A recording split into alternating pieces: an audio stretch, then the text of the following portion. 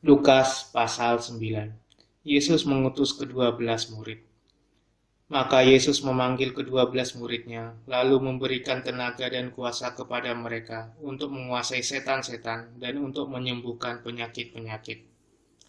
Dan ia mengutus mereka untuk memberitakan kerajaan Allah dan untuk menyembuhkan orang. Katanya kepada mereka, jangan membawa apa-apa dalam perjalanan. Jangan membawa tongkat atau bekal, roti atau uang, atau 2 helai baju. Dan apabila kamu sudah diterima dalam suatu rumah, tinggallah di situ sampai kamu berangkat dari situ. Dan kalau ada orang yang tidak mau menerima kamu, keluarlah dari kota mereka, dan kebaskanlah debunya dari kakimu sebagai peringatan terhadap mereka. Lalu pergilah mereka, dan mereka mengelilingi segala desa, sambil memberitakan Injil dan menyembuhkan orang sakit di segala tempat. Herodes dan Yesus. Herodes, raja wilayah, mendengar segala yang terjadi itu dan ia pun merasa cemas. Sebab ada orang yang mengatakan bahwa Yohanes telah bangkit dari antara orang mati. Ada lagi yang mengatakan bahwa Elia telah muncul kembali. Dan ada pula yang mengatakan bahwa seorang dari nabi-nabi dahulu telah bangkit. Tetapi Herodes berkata, Yohanes telah kupenggal kepalanya. Siapa gerangan dia ini yang kabarnya melakukan hal-hal demikian? Lalu ia berusaha supaya dapat bertemu dengan Yesus. Yesus memberi makan 5.000 orang. Sekembalinya rasul-rasul itu menceritakan kepada Yesus apa yang telah mereka kerjakan. Lalu Yesus membawa mereka dan menyingkir ke sebuah kota yang bernama Betsaida, sehingga hanya mereka saja bersama dia. Akan tetapi orang banyak mengetahuinya, lalu mengikuti dia. Ia menerima mereka dan berkata-kata kepada mereka tentang kerajaan Allah, dan ia menyembuhkan orang-orang yang memerlukan penyembuhan. Pada waktu hari mulai malam, datanglah ke-12 muridnya kepadanya dan berkata, suruhlah orang banyak itu pergi, supaya mereka pergi ke desa-desa dan kampung-kampung sekitar ini untuk mencari tempat penginapan dan makanan. Karena di sini kita berada di tempat yang sunyi. Tetapi ia berkata kepada mereka, kamu harus memberi mereka makan. Mereka menjawab, yang ada pada kami tidak lebih daripada 5 roti dan 2 ikan, kecuali kalau kami pergi membeli makanan untuk semua orang banyak ini. Sebab di situ ada kira-kira 5.000 orang laki-laki.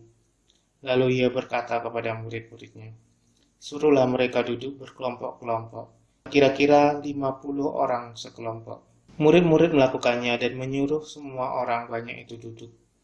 Dan setelah ia mengambil 5 roti dan 2 ikan itu, ia menengadah ke langit, mengucap berkat, lalu memecah-mecahkan roti itu dan memberikannya kepada murid-muridnya, supaya dibagi-bagikannya kepada orang banyak. Dan mereka semuanya makan sampai kenyang. Kemudian dikumpulkan potongan-potongan roti yang sisa sebanyak 12 bakul. Pengakuan Petrus. Pada suatu kali ketika Yesus berdoa seorang diri, datanglah murid-muridnya kepadanya. Lalu ia bertanya kepada mereka, kata orang banyak, siapakah aku ini? Jawab mereka, Yohanes Pembaptis. Ada juga yang mengatakan Elia. Ada pula yang mengatakan bahwa seorang dari nabi-nabi dahulu telah bangkit. Yesus bertanya kepada mereka, menurut kamu siapakah aku ini?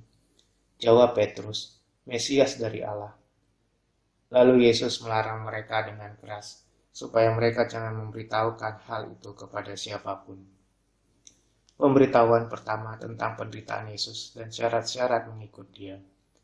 Dan Yesus berkata, anak manusia harus menanggung banyak penderitaan dan ditolak oleh tua-tua, imam-imam kepala, dan ahli-ahli Taurat. Lalu dibunuh dan dibangkitkan pada hari ketiga. Katanya kepada mereka semua, setiap orang yang mengikut aku, ia harus menyangkal dirinya, memikul salibnya setiap hari dan mengikut aku. Karena barang siapa mau menyelamatkan nyawanya, ia akan kehilangan nyawanya.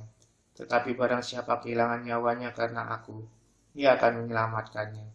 Apa gunanya seorang memperoleh seluruh dunia, tetapi ia membinasakan atau merugikan dirinya sendiri?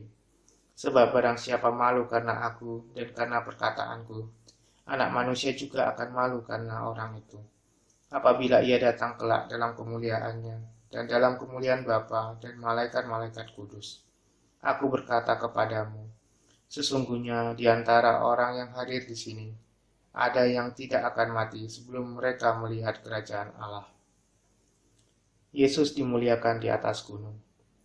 Kira-kira 8 hari sesudah segala pengajaran itu, Yesus membawa Petrus, Yohanes, dan Yakobus, lalu naik ke atas gunung untuk berdoa. Ketika ia sedang berdoa, rupa wajahnya berubah dan pakaiannya menjadi putih berkilau-kilauan. Dan tampaklah 2 orang berbicara dengan dia, yaitu Musa dan Elia. Keduanya menampakkan diri dalam kemuliaan dan berbicara tentang tujuan kepergiannya yang akan digenapinya di Yerusalem. Sementara itu Petrus dan teman-teman telah tertidur, dan ketika mereka terbangun, mereka melihat Yesus dalam kemuliaannya, dan kedua orang yang berdiri di dekatnya itu. Dan ketika kedua orang itu hendak meninggalkan Yesus, Petrus berkata kepadanya, "Guru, betapa bahagianya kami berada di tempat ini. Baiklah kami dirikan sekarang 3 kemah, satu untuk engkau, satu untuk Musa, dan satu untuk Elia." Tetapi Petrus tidak tahu apa yang dikatakannya itu. Sementara ia berkata demikian, datanglah awan menaungi mereka. Dan ketika mereka masuk ke dalam awan itu, takutlah mereka. Maka terdengarlah suara dari dalam awan itu yang berkata, "Inilah anakku yang kupilih, dengarkanlah dia." Ketika suara itu terdengar, nampaklah Yesus tinggal seorang diri, dan murid-murid itu merahasiakannya. Dan pada masa itu mereka tidak menceritakan kepada siapapun apa yang telah mereka lihat itu. Yesus mengusir roh dari seorang anak yang sakit. Pada keesokan harinya, ketika mereka turun dari gunung itu, datanglah orang banyak berbondong-bondong menemui Yesus. Seorang dari orang banyak itu berseru katanya, "Guru, aku memohon supaya engkau menengok anakku, sebab ia adalah satu-satunya anakku. Sewaktu-waktu ia diserang roh. Lalu mendadak ia berteriak, dan roh itu menggoncang-goncangkannya, sehingga mulutnya berbusa. Roh itu terus saja menyiksa dia, dan hampir-hampir tidak mau meninggalkannya. Dan aku telah meminta kepada murid-muridmu, supaya mereka mengusir roh itu. Tetapi mereka tidak dapat." Maka kata Yesus, "Hai kamu angkatan yang tidak percaya dan yang sesat, berapa lama lagi aku harus tinggal di antara kamu, dan sabar terhadap kamu? Bawa anakmu itu kemari." Dan ketika anak itu mendekati Yesus, setan itu membantingkannya ke tanah dan menggoncang-goncangnya. Tetapi Yesus menegur roh jahat itu dengan keras dan menyembuhkan anak itu, lalu mengembalikannya kepada ayahnya. Maka takjublah semua orang itu karena kebesaran Allah. Pemberitahuan kedua tentang penderitaan Yesus. Ketika semua orang itu masih heran karena segala yang diperbuatnya itu, Yesus berkata kepada murid-muridnya, "Dengarlah dan camkanlah segala perkataanku ini. Anak manusia akan diserahkan ke dalam tangan manusia." Mereka tidak mengerti perkataan itu, sebab artinya tersembunyi bagi mereka, sehingga mereka tidak dapat memahaminya, dan mereka tidak berani menyatakan arti perkataan itu kepadanya. Siapa yang terbesar di antara para murid? Maka timbullah pertengkaran di antara murid-murid Yesus tentang siapakah yang terbesar di antara mereka. Tetapi Yesus mengetahui pikiran mereka.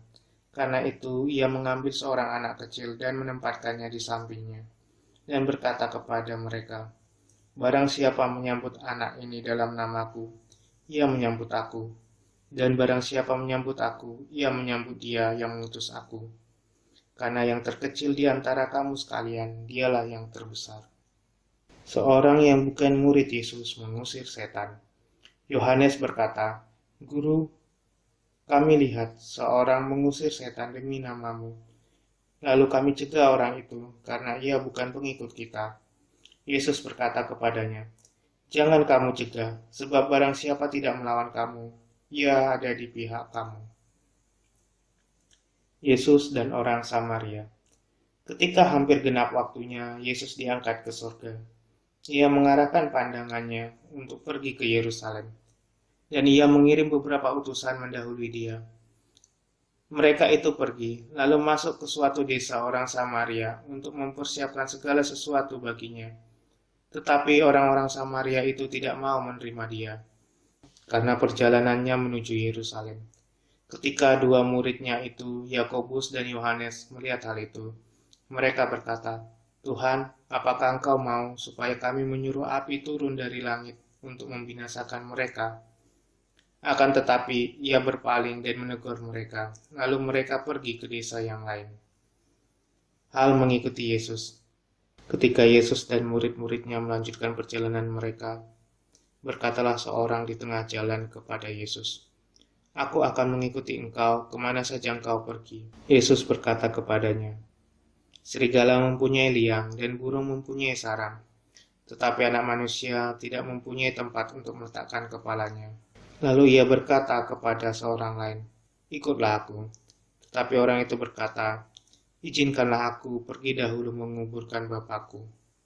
Tetapi Yesus berkata kepadanya, "Biarlah orang mati menguburkan orang mati, tetapi engkau pergilah dan beritakanlah kerajaan Allah di mana-mana." Dan seorang lain lagi berkata, "Aku akan mengikut engkau Tuhan, tetapi izinkanlah aku pamitan dahulu dengan keluargaku." Tetapi Yesus berkata, "Setiap orang yang siap untuk membajak, tetapi menoleh ke belakang, tidak layak untuk kerajaan Allah."